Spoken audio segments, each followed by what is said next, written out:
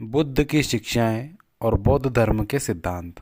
वास्तव में बुद्ध के उपदेश के जो सार थे वही बौद्ध धर्म के सिद्धांत है। बुद्ध का धर्म अत्यंत ही व्यवहारिक था, मानव के चरमोत्कर्ष का साधन था। बुद्ध की दृष्टि में धर्म ही मानव जीवन में श्रेष्ठ है, वह इसी जीवन में निर्वाण दिलाता है। बौद्ध धर्म सुबोध सुगम होते हुए जनवादी था और उसके द्वारा सभी के लिए खुले थे। जो बौद्ध धर्म के द्वार सभी के लिए खुले थे। यह धर्म नितांत बुद्धिवादी था, जो किसी प्रकार के यांत्रिक कर्मकांड, सूक्ष्म दार्शनिकता आदि पर आधारित न था। बौद्ध धर्म एवं दर्शन के विविध सिद्धांतों को समझने के लिए उसे दो भागों में हम बांट सकते हैं, जैसे कि नैतिक सिद्धांत और दार्शनिक सिद्धांत। नैतिक सिद्धांत: गौतम बुद्ध के उपदेशों से उनके धर्म के नैतिक स्वरूप का ज्ञान होता है। बुद्ध के विचार निर्वाण परक हैं। बौद्ध धर्म का निर्वाण मार्गी नैतिक स्वरूप जो है वह इस तरह से है: चार आर्य सत्य। बौद्ध धर्म का मूल उसके चार आर्य सत्य है। बुद्ध ने ऋषि पतन में सर्वप्रथम इन्हीं सत्यों को उद्घाटित किया और उद्घाटित करके धर्म चक्र प्रवर्तित किया था, अर्थात पहली बार जो उपदेश दिया था। ये चार आर्य सत्य इस प्रकार हैं, जैसे दुख, दुख समुदय, दुख निरोध और दुख निरोध गामिनी प्रतिपदा। पहला आर्य सत्य है दुख, अर्थात बुद्ध ने संसार में दुख ही दुख देखा। बुद्ध के शब्दों में जन्म भी दुख है, जरा भी दुख है, व्याधि भी दुख है, मरण भी दुख है, अप्रिय मिलन भी दुख है, प्रिय वियोग भी दुख है, इच्छित वस्तु की अप्राप्ति भी दुख है। संसार के समस्त प्राणी दुखों से दुखी है, अर्थात संसार में दुख ही दुख है। दूसरा आर्य सत्य है दुख समुदाय। यह चतुर्दिक दुख क्यों है, इसका कारण क्या है? बुद्ध ने सारे दुख का मूल कारण समुदाय अर्थात तृष्णा या भूख को माना है। जो प्यास है या जो लालसा है उसे माना है। उनके शब्दों में तृष्णा का पुनर्भव को करने वाली आसक्ति और रोग के साथ चलने वाली और यत्र तत्र रमण करने वाली है। यह है काम तृष्णा, भव तृष्णा, विभव तृष्णा। यह तृष्णा कैसे उत्पन्न होती है? बुद्ध का कथन है कि रूप, शब्द, गंध, रस, स्पर्श व मानसिक वितर्क एवं विचारों से मनुष्य जब आसक्ति करता है तो तृष्णा का जन्म होता है। इसी तृष्णा से अहंकार, द्वेष आदि दुख उत्पन्न होते हैं। तीसरा आर्य सत्य है दुख निरोध, अर्थात दुख का निरोध कैसे किया जा सकता है। जब दुख का कारण तृष्णा है तो उसके मूल छेदन से ही दुख निरोध संभव है। बुद्ध का कथन है कि दुख निरोध आर्य सत्य जो इस तृष्णा का ही अशेष है। विराम, निरोध, त्याग, प्रति निस्सर्ग और छोड़ना है। रूप, वेदना, संज्ञा, संस्कार और विज्ञान का निरोध, छुटकारा ही दुख का निरोध है। तृष्णा के नाश से जन्म, मरण व संबंधित दुखों का अंत होता है। संपूर्ण तृष्णाशयी एवं दुख रहित अवस्था नाम ही निर्वाण है, अर्थात मोक्ष है। चौथा आर्य सत्य है, चौथा और अंतिम, दुख निरोध गामिनी प्रतिपदा, अर्थात दुख के निरोध का मार्ग। दुख है तो उसका निरोध कैसे हो सकता है, उस कैसे का जो मार्ग है वो है। बुद्ध ने अंतिम आर्य सत्य के रूप में दुख निरोध का मार्ग बतलाया है। इस मार्ग के 8 अंग हैं, अतः यह अष्टांगिक मार्ग कहलाता है, जो इस प्रकार है, जैसे सम्यक दृष्टि, सम्यक संकल्प, सम्यक वाणी, सम्यक कर्मांत, सम्यक पीयू, सम्यक व्यायाम, सम्यक स्मृति और सम्यक समाधि। अष्टांगिक मार्ग को यदि हम देखें तो बौद्ध धर्म व्यवस्था में अष्टांगिक मार्गों को 3 स्कंदों यथा सम्यक दृष्टि, सम्यक संकल्प, प्रज्ञा स्कंद में सम्यक वाणी, सम्यक कर्मांत, सम्यक आजीव, शील स्कंद में सम्यक व्यायाम, सम्यक स्मृति, सम्यक समाधि और समाधि स्कंद में रखा गया है। कायिक, वाचिक, मानसिक कर्मों के ठीक ठीक ज्ञान को ही सम्यक दृष्टि कहा जाता है, जिससे कि 4 आर्य सत्यों का ठीक ठीक बोध होता है।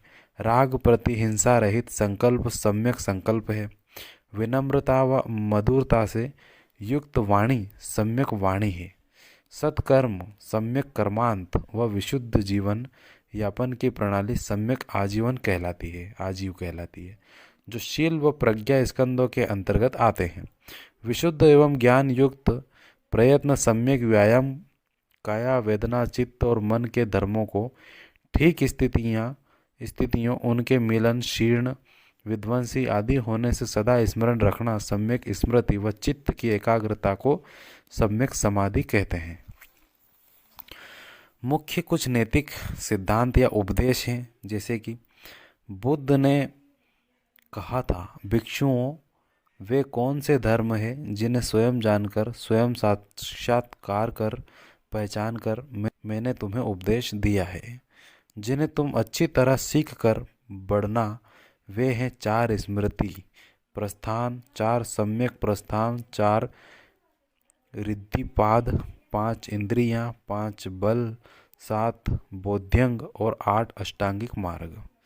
4 स्मृति प्रधान है। काया में कायानुपश्यना, वेदना में वेदनानुपश्य, चित्त में चित्तनानुपश्य और कर्म में धर्मानुपश्य, धर्म में धर्मानुपश्य। 4 सम्यक प्रस्थान है। दोषपूर्ण संस्कार को उत्पन्न न होने देना, यदि उत्पन्न हो गया हो तो उसका विनाश करना, उचित संस्कारों को उत्पन्न करना और उचित संस्कारों में वृद्धि करना।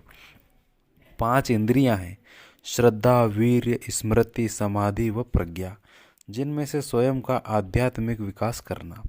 5 बल है, श्रद्धा, वीर्य, स्मृति, समाधि व प्रज्ञा, जिनसे आध्यात्मिक बल का विकास होता है। 7 बोध्यंग है, स्मृति, धर्म, विनय, वीर्य, प्रीति, प्रश्रद्धि, समाधि, उपेक्षा, जिनसे ज्ञान का मार्ग प्रशस्त होता है। आर्य अष्टांगिक मार्ग, जिनका उल्लेख हम पहले कर चुके हैं, उन्हें यदि हम देखें कि वह निर्माण में किस तरह सहायक हैं। बौद्ध धर्म के ये 33 मूल नैतिक उपदेश हैं। बुद्ध ने नैतिक उपदेशों में शील पर बड़ा बल दिया है। इस संदर्भ में नैतिक आचरण के लिए निम्न 10 शील बताए हैं, जैसे कि अहिंसा, अस्तेय, सत्य, अपरिग्रह, ब्रह्मचर्य, नृत्य त्याग, सुगंध मालादि त्याग, असमय भोजन का त्याग, कोमल शैया पर बैठना या उसका त्याग, कामिनी कंचन त्याग। इनमें से प्रथम 5 जो है वह गृहस्थ, उपासक, बौद्धों एवं सभी 10 जो है वह बौद्ध भिक्षुओं के लिए थे। बौद्ध धर्म के दार्शनिक सिद्धांत को यदि हम देखें तो बुद्ध के उपदेशों, वार्ताओं से जो बाद में व्याख्यात भी हुआ, बौद्ध धर्म के दार्शनिक विचारों का ज्ञान प्राप्त होता है। अनित्य, दुख, अनात्म बौद्ध धर्म के दार्शनिक प्रतीक है। इनमें बौद्धों का प्रायः सारा दर्शन आ जाता है। बौद्ध धर्म के दार्शनिक सिद्धांत जो हैं वह इस तरह से हैं, जैसे कि पहला एक सिद्धांत है क्षणिकवाद। अनित्य बुद्ध के क्षणिकवाद का घोतक है। इनमें तत्वों को बुद्ध ने 3 वर्गों स्कंद, आयतन, धातु में विभक्त किया है। स्कंद के 5 उपविभाग रूप, वेदना, संज्ञा, संस्कार व विज्ञान है। रूप में पृथ्वी के 4 महाभूत सम्मिलित है। सुख दुख की अनुभूति वेदना, चेतना और अभिमान संज्ञा, मन पर चढ़ी छाप संस्कार और चेतना, मन एवं मनन को विज्ञान कहते हैं। इन सभी को बुद्ध ने नश्वर कहा है। आयतन के 12 रूप, 6 इंद्रिय, चक्षु, श्रोत, प्राण, जिह्वा, काया व मन, और 6 विषय जैसे रूप, शब्द, गंध, रस, द्रव्य और धर्म है। धातु के 18 रूप, 6 इंद्रिय, 6 विषय व 6 विज्ञान है। ये सभी अनित्य एवं क्षणिक है। बुद्ध के विचारों में संसार के सभी पदार्थ क्षणिक व परिवर्तनशील है। केवल प्रवाह रूप में वे स्थायी दिखाई भर देते हैं। क्षणिकवाद का यदि हम विवरण संक्षेप में देखें तो क्षणिक का अर्थ होता है कुछ देर या अल्प समय, अर्थात कुछ देर के लिए होने वाला कार्य। क्षणिकवाद का मेन पर्याय यह है कि प्रकृति परिवर्तनशील है और हमेशा इसमें परिवर्तन होता रहता है। परिवर्तन इतना तेज होता है और इतना सूक्ष्म होता है कि उसे सामान्य मनुष्य ना तो देख सकता है और ना ही पहचान सकता है। अर्थात यह क्षणभंगुर है, यह क्षणिक है। इसे ही बुद्ध ने क्षणिकवाद कहा है। यही बौद्ध धर्म का क्षणिकवाद है। दूसरा है दुखवाद। दुख बौद्ध धर्म का मूल है, जिनमें दुख और दुख निरोध धर्म के 2 पाद है। बुद्ध ने कहा है कि भिक्षुओं को दो ही वस्तुएं मैं सिखाता हूँ, दुख और दुख से विमुक्त होना। बौद्ध धर्म का साध्य है और विमुक्ति का मार्ग अर्थात अष्टांगिक मार्ग उसका साधन है। इस प्रकार बुद्ध ने न केवल दुख का पता लगाया अपितु उसे दूर करने का उपाय भी बताया। अतः उनका जो दृष्टिकोण है वह यथार्थवादी था। अगला सिद्धांत है अनात्मवाद अर्थात आत्मा की मान्यता में विश्वास न रखना। बुद्ध आत्मा के विषय में मौन थे। भौतिक शरीर के नष्ट होने के बाद आत्मा जैसी स्थायी वस्तु में उनका विश्वास न था। बुद्ध के अनुसार मानव का शरीर कई संस्कारों का जोड़ है। जैसे कि गाड़ी कई पुर्जों के जोड़ से बनती है, वैसे मनुष्य भी कई तत्वों के जोड़ से बनता है। जब गाड़ी के पुर्जे अलग अलग कर देने पर उसके अंदर कोई स्थायी तत्व नहीं मिलता, तो उसी तरह शरीर के तत्वों के अलग अलग होने पर आत्मा नामक कोई स्थायी तत्व नहीं मिलता। जहाँ वे अनात्मवाद का उल्लेख करते थे, वहाँ उनका अर्थ था कि संपूर्ण अद्भुत जगत में आत्मा नहीं है, क्योंकि जगत नश्वर है। अतः बुद्ध अनात्मवादी थे। अगला सिद्धांत है अनिश्वरवाद अर्थात ईश्वर की मान्यता में विश्वास न रखना। बुद्ध ईश्वर के विषय में मौन थे। वे ईश्वर को सृष्टि के कर्ता के रूप में नहीं मानते थे। उनका कथन था कि सृष्टि की उत्पत्ति के लिए किसी व कर्ता की आवश्यकता नहीं, यह तो कार्य कारण श्रृंखला से चलता रहा है। एक स्थल पर उन्होंने कहा भी था कि आदि मानव को ही परवर्ती मानव ने भ्रमवश ईश्वर मान लिया। अतः बुद्ध अनिश्वरवादी थे। पुनर्जन्म की मान्यता की बात करें हम, जिसे हम पुनर्जन्मवाद भी कहते हैं, यह भी एक सिद्धांत है बौद्ध धर्म का। बौद्ध धर्म मानव के कर्म फल में विश्वास करता है। उसके अनुसार मनुष्य अपने अच्छे बुरे कर्मों के फल से पुनर्जन्म पाता है। बौद्ध विचारानुसार पुनर्जन्म आत्मा का नहीं अनित्य अहंकार का होता है। मृत्यु के समय जिसका अंत होता है वह तो एक अन्य नाम रूप होता है, और जो जन्म ग्रहण करता है वह एक अन्य, परंतु द्वितीय नाम रूप अर्थात प्रथम नाम रूप में से ही निकलता है। जब मनुष्य के तृष्णा का संपूर्ण क्षय से उसका अहंकार नष्ट हो जाता है तो उसको निर्वाण प्राप्त होता है। निर्वाण अर्थात मोक्ष। अगला सिद्धांत है कर्मवाद। बौद्ध धर्म कर्म प्रधान धर्म है। बुद्ध ने कर्म के आधार पर ही चतुर्वर्णा शुद्धि का प्रतिपादन किया था। उनका कथन था कि जो भी मनुष्य चाहे वह किसी भी वर्ण का हो, वर्ण अर्थात चार जो वर्ण है उनमें से सम्यक कर्म करेगा वह मोक्ष का अधिकारी होगा। अर्थात यहाँ पर समानता का पाठ पढ़ाया या समानता की भावना बताई गई है। बुद्ध के विचार में प्राणी कर्मस्व, कर्मदायक, कर्मयोनि, कर्म बंधु और कर्म प्रतिशरण है। कर्म ही प्राणियों को हीनता और उत्तमता में विभक्त करता है। अगला सिद्धांत है अभौतिकवाद। अनात्मवादी होते हुए भी बुद्ध भौतिकवादी नहीं थे।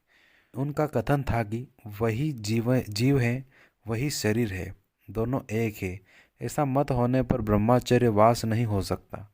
जीव दूसरा है, शरीर दूसरा है, ऐसा मत होने पर भी ब्रह्मचर्य वास नहीं हो सकता। अतः बुद्ध के मत में भौतिकवाद ब्रह्मचर्य और समाधि का विरोधी है। अगला है कारणवाद। बौद्ध धर्म कारणवादी धर्म है, तो उसे अहेतुवादियों, नियतिवादियों और निराशावादियों से पृथक कर देता है। बुद्ध ने कहा था, आनंद, क्या जरा मरण सकारण है? यदि यह पूछा जाए तो कहना चाहिए कि किस कारण जरा मरण है। यदि यह पूछा जाए तो कहना चाहिए जन्म के कारण जरा मरण है। अतः बौद्ध मत के अनुसार संसार में जो धर्म है वह हेतु अर्थात कारण से उत्पन्न होता है, और हेतु का निरोध अष्टांगिक मार्ग से संभव है। अगला है मज्जिल परिपदा। अत्यधिक शारीरिक सुख व अत्यधिक शारीरिक दुख दोनों ही अतियाँ प्रव्रजित है।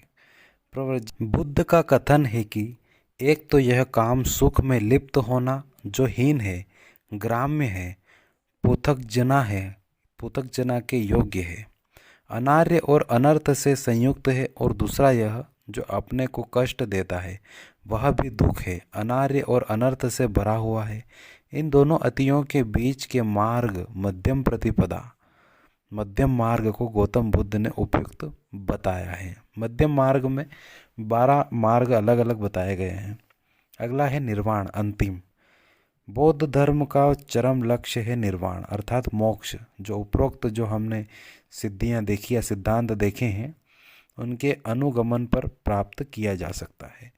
बौद्ध धर्म के अनुसार निर्वाण इसी जीवन से संभव है।